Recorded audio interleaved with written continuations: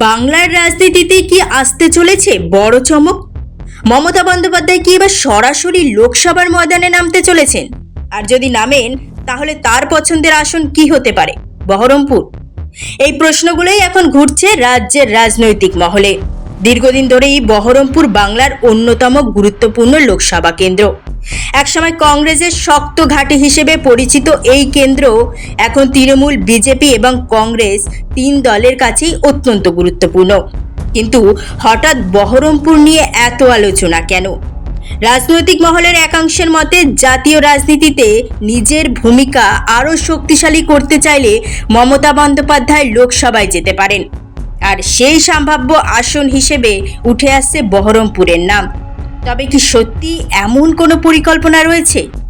এখনো পর্যন্ত কোনো সরকারি ঘোষণা হয়নি, কিন্তু জল্পনা ক্রমশ বাড়ছে। কারণ দিল্লির রাজনীতিতে তৃণমূলের ভূমিকা, বিরোধী জোটের সমীকরণ এবং দলের ভবিষ্যৎ কৌশল সবকিছু নিয়েই এখন নতুন আলোচনা চলছে। কিন্তু বহরমপুর কি এতটাই সহজ আসন? একেবারেই নয়। এখানে রয়েছে সংখ্যালঘু ভোটের বড় প্রভাব, কংগ্রেসের পুরনো সংগঠন এবং তৃণমূলের ক্রমবর্ধমান শক্তি। পাশাপাশি বিজেপিও নিজের জমি শক্ত করার চেষ্টা চালিয়ে যাচ্ছে। ফলে এই আসনের লড়াই মানে বড় রাজনৈতিক পরীক্ষা।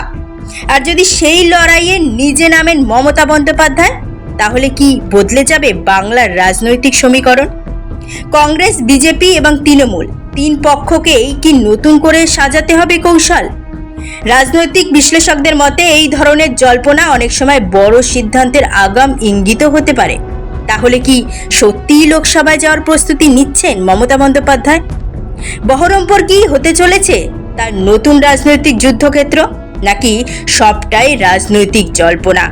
উত্তর এখনো স্পষ্ট নয়।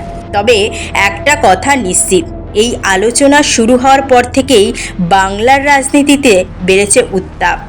এখন সবার নজর একটাই দিকে, মমতা বন্দ্যোপাধ্যায়ের পরবর্তী পদক্ষেপ কি? আর তার পরবর্তী লড়াইয়ে কি সত্যি এবার দিল্লির পথে?